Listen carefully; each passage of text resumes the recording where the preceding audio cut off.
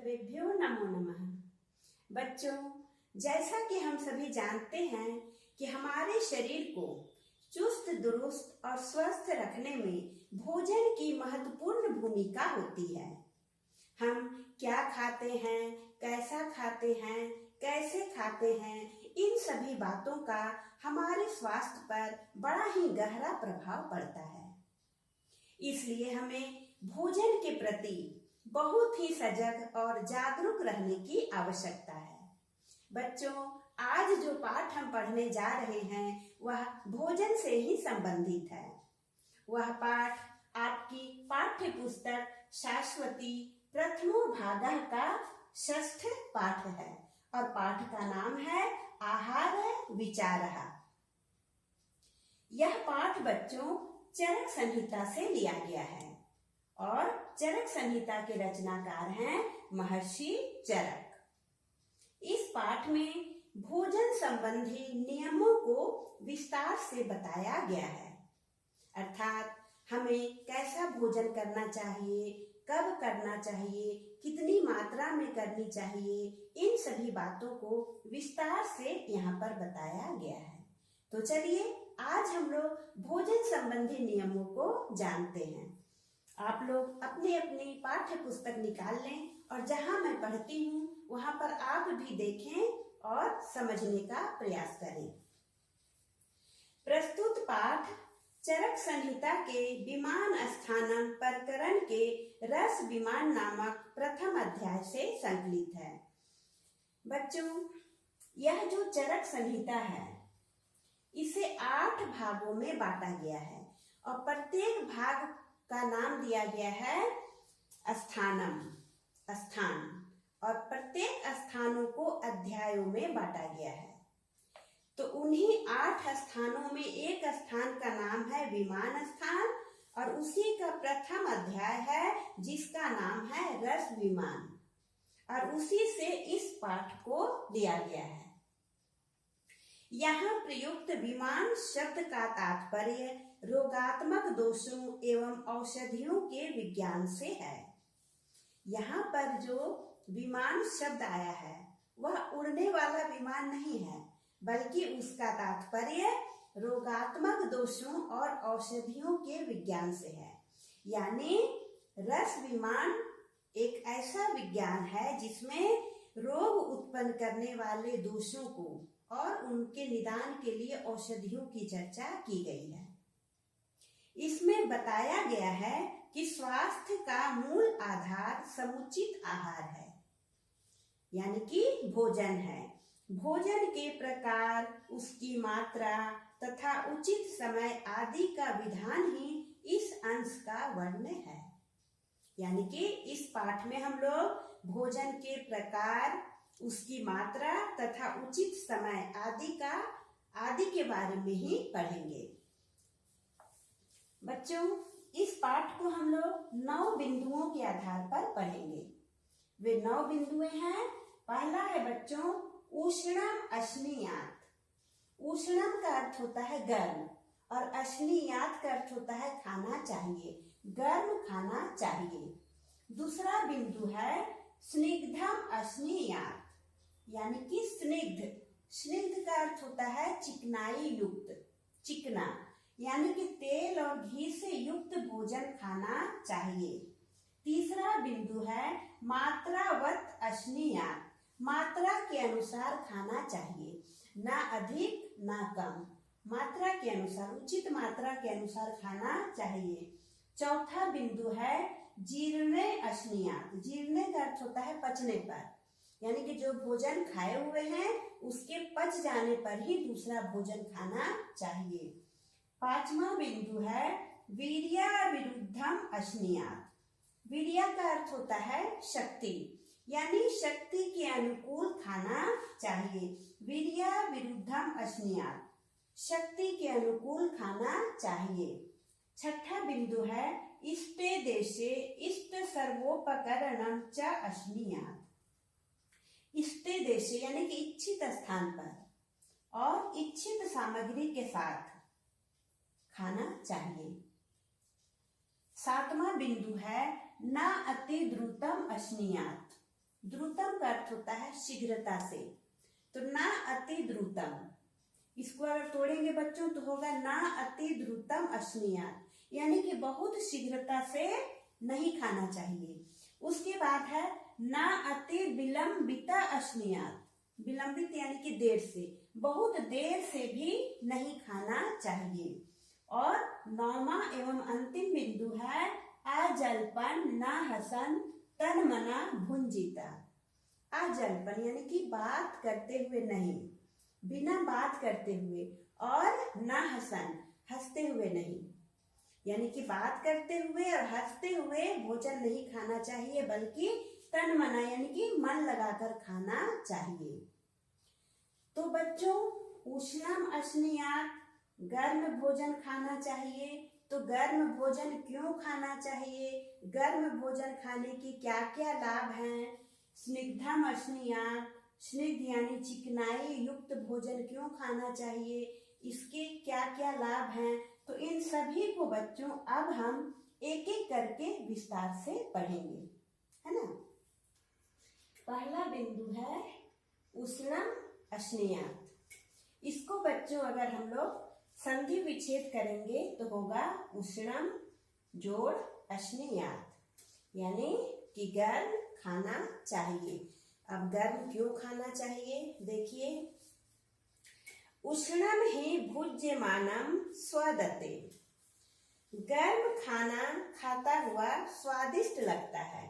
स्वदते यानी कि स्वादिष्ट लगता है, खाने में अच्छा लगता है। भुक्तम चाग्नि मौदर्यम उदीरति, और यह जो है गर्म खाना वह जठराग्नि को यानी कि पेट की अग्नि को उदीरति बढ़ाता है। गर्म खाना जठराग्नि को बढ़ाता है। क्षिप्रम जराम गच्छति, खाना शीघ्र पच जाता है। वातम मनुलोमयति, वातम यानी कि वात जो है वायु अनुकूल रहता है। और श्लेष्माणम च परिह्रासयति, और यह कफ को खत्म करता है, कफ को भी हटाता है। तस्मात् उष्णम अश्नीयात, इसलिए गर्म खाना चाहिए। तो गर्म भोजन करने के कौन कौन से लाभ हैं बच्चों। पहला लाभ तो है कि स्वदते, यह स्वादिष्ट लगता है। गर्म भोजन जब हम करते हैं तो खाने में स्वादिष्ट लगता है, और सभी को गर्म भोजन ही पसंद भी होता है ना। और दूसरा लाभ है कि यह च अग्निम औदार्यम, इसको अगर हम लोग बच्चों तोड़ेंगे, संधि विच्छेद करेंगे तो होगा च अग्निम औदार्यम उदीरयति। औदार्यम कहा गया है जठराग्नि को, यानी कि जठराग्नि की यह विशेषता है ना। पेट की जो अग्नि होती है जठराग्नि, उसका काम है कि भूख को बढ़ाना, तो उसकी गति जो है वो तीव्र होनी चाहिए, वो बढ़ी हुई होनी चाहिए, वही अच्छा होता है। तो गर्म खाना जो है वह जठराग्नि को बढ़ाता है, उदीरयति बढ़ाता है। और क्या करता है, क्षिप्रम जराम गच्छति, क्षिप्रम का अर्थ होता है बच्चों शीघ्र, है ना, शीघ्र होता है। और इसका जराम का होता है पाचन क्रिया। तो शीघ्रम जराम गच्छति का अर्थ हो गया कि यह शीघ्र पच जाता है, जल्दी पच जाता है। और क्या लाभ है, वातम अनुलोमयति, वात यानी कि वायु जो है वह अनुकूल रहता है, अनुलोमयति वायु अनुकूल रहता है। और क्या होता है, श्लेष्माणम परिह्रासयति, श्लेष्माणम कहा जाता है कफ को, जो कफ होता है ना, तो वह जो है उसका क्या करता है, नाश करता है। गर्म भोजन खाने से कफ का भी नाश होता है।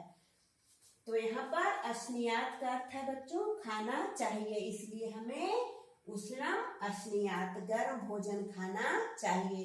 गर्म भोजन खाने के 5 लाभ हैं।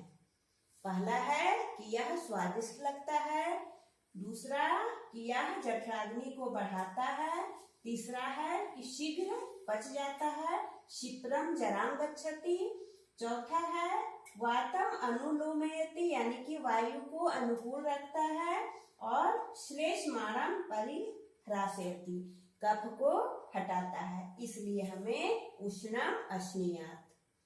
दूसरा बिंदु है स्निग्धम अश्नीयात। इसे अगर बच्चों संधि विच्छेद करेंगे तो होगा स्निग्धम अश्नीयात। अर्थात स्निग्ध यानी तेल और घी से युक्त भोजन खाना चाहिए। क्यों खाना चाहिए? स्निग्धम ही भुज्यमानम स्वदते, यानी कि ऐसा खाना, तेल और घी से युक्त खाना खाने में स्वादिष्ट लगता है। गर्म खाने में भी स्वादिष्ट लगता है और स्निग्धम ऐसा भोजन खाने में भी स्वादिष्ट लगता है। आप लोग देखते होंगे बच्चों कि घी डालकर अगर हम लोग कोई भोजन करते हैं तो वह ज्यादा स्वादिष्ट लगता है। क्षिप्रम जराम गच्छति, और ऐसा खाना शीघ्र पच भी जाता है। जिस तरह से गर्म खाना शीघ्र पच जाता है, उसी तरह से स्निग्धम भोजन भी शीघ्र पच जाता है। और क्या होता है? वातम अनुलोमयति, वायु को अनुकूल रखता है। गर्म खाना भी वायु को अनुकूल रखता है और स्निग्ध भोजन भी खाना को यानी कि वायु को अनुकूल रखता है। शरीरम उपचिनोति, शरीर की वृद्धि करता है। दृढ़ी करोति इंद्रियाणि, और इंद्रियों को मजबूत बनाता है। ऐसा भोजन जिसमें घी और तेल की मात्रा होती है, वैसे भोजन खाने से हमारी इंद्रियां जो है वो मजबूत होती है। बल अभिवृद्धिम उपजनयति, और बल को भी बढ़ाता है। तथा वर्ण प्रसादम च अभिनिर्वर्तयति, वर्ण प्रसादम का अर्थ हुआ बच्चों कि यह रंग रूप को भी बढ़ाता है, यानी कि सौंदर्य में वृद्धि करता है, रंग रूप में भी निखार लाता है। अगर हम लोग भोजन में घी की मात्रा रखते हैं या तेल और घी युक्त भोजन करते हैं तो इससे हमारे रंग रूप में भी निखार आता है। तस्मात् स्निग्धम अश्नीयात्, इसलिए स्निग्ध भोजन खाना चाहिए। घी और तेल से युक्त भोजन करना चाहिए। लेकिन बच्चों यहाँ पर मैं कहना चाहूंगी कि घी और तेल से युक्त भोजन खाना तो चाहिए, लेकिन बहुत अधिक नहीं। बहुत अधिक तैलीय पदार्थ भी हमें नहीं खाना चाहिए। भोजन में थोड़ी मात्रा में घी और तेल होना चाहिए, बहुत अधिक मात्रा में डालना उचित नहीं है। तो स्निग्धम भोजनम खाने से हमें क्या क्या लाभ होता है बच्चों? सबसे पहला तो होता है कि यह स्वदते, यानी कि स्वादिष्ट लगता है। क्षिप्रम जराम गच्छति, शीघ्र पच जाता है, मतलब कि हाजमा जो है वो सही से हो जाता है। वातम अनुलोमयति, और वायु को अनुकूल रखता है। ये सभी कार्य गर्म भोजन खाने से भी होता है, उष्णम भोजन खाने से। और इसमें क्या होता है? शरीरम उपचिनोति, इसको तोड़ेंगे तो होगा शरीरम उपचिनोति, यानी कि शरीर को बढ़ाता है, शरीर की वृद्धि करता है। दृढ़ी करोति इंद्रियाणि, इसको यहाँ पर तोड़ा गया है बच्चों, दृढ़ी करोति इंद्रियाणि। यहाँ पर ये दोनों मिलकर के यहाँ पर दीर्घ संधि हो गई है, यानी कि इंद्रियों को मजबूत बनाता है। और क्या करता है? बल अभिवृद्धिम उपजनयति, इसको अगर तोड़ा जाए तो होगा बल अभिवृद्धिम उपजनयति, यानी कि बल को बढ़ाता है। और क्या करता है? वर्ण प्रसादम च अभिनिर्वर्तयति, रंग रूप को भी निखारता है, हमारे सौंदर्य को भी बढ़ाता है। तस्मात् स्निग्धम अश्नीयात्, इसलिए हमें स्निग्ध भोजन खाना चाहिए। तीसरा बिंदु है मात्रावत अश्नीयात्। इसे अगर संधि विच्छेद करेंगे तो होगा मात्रावत अश्नीयात्, यानी मात्रा के अनुसार खाना चाहिए, ना अधिक खाना चाहिए और ना ही कम खाना चाहिए। अब मात्रा के अनुसार क्यों खाना चाहिए, इसको समझिए बच्चों। मात्रावत ही भुक्तम, यानी कि मात्रावत खाने से, मात्रावत ही, इसको यहाँ पर देखिए संधि विच्छेद है मात्रावत ही, यानी कि मात्रावत खाने से क्या होता है, वात पित्त कफान अपीडयत आयुरेवा विवर्धयति, यानी कि अगर हम मात्रा के अनुसार खाते हैं, उचित मात्रा में अगर हम भोजन करते हैं तो यह वात पित्त और कफ को पीड़ित नहीं करता है, उसको दूषित नहीं करता है, अपीडयत, और आयुरेवा विवर्धयति केवलम, केवल आयु को ही बढ़ाता है, और क्या करता है, सुखम विपच्यते, सुख पूर्वक पच जाता है, यानी कि आराम से पच जाता है, न च उष्माणम उपहंति, और यह जठराग्नि का नाश नहीं करता है, पेट की अग्नि का नाश नहीं करता है, अव्यथम च परिपाकम मेति, और यह अव्यथम यानी कि बिना कष्ट के सरलता से पाचन क्रिया को कर देता है, सरलता से पाचन क्रिया हो जाती है, उसमें कोई कष्ट नहीं होता है। तस्मात् मात्रावत अश्नीयात्, इसलिए मात्रा के अनुसार ही खाना चाहिए। अब यहाँ पर ध्यान से देखिए बच्चों कि मात्रा के अनुसार खाने से क्या क्या लाभ होता है। यह वात पित्त और कफ को पीड़ित नहीं करता है, केवल आयुरेव विवर्धयति, केवल आयु को ही बढ़ाता है, आयु में वृद्धि करता है, यानी कि शरीर को स्वस्थ रखता है, और शरीर जब स्वस्थ रहता है तो व्यक्ति की आयु जो है वह बढ़ जाती है।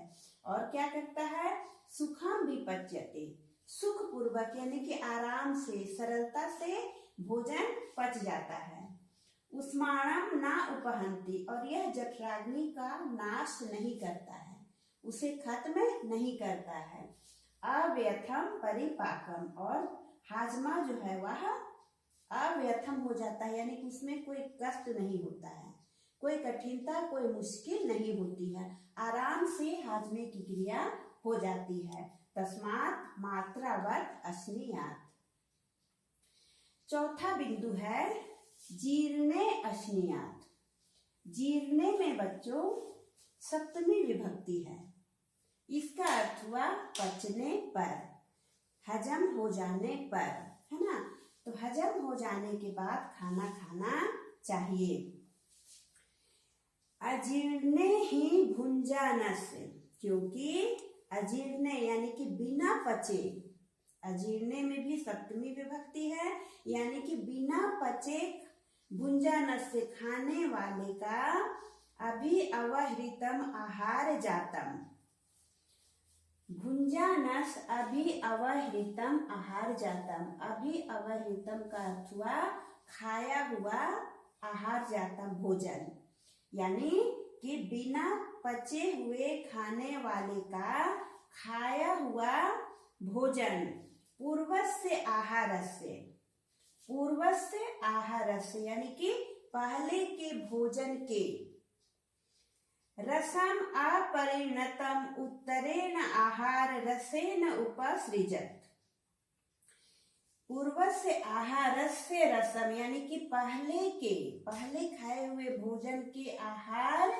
रस जो कि पचा नहीं है, अपरिणतम यानी कि बिना पचे जब हम भोजन करते हैं तो पहले का जो आहार रस होता है वह अनपचा होता है, यानी कि पचा हुआ नहीं होता है।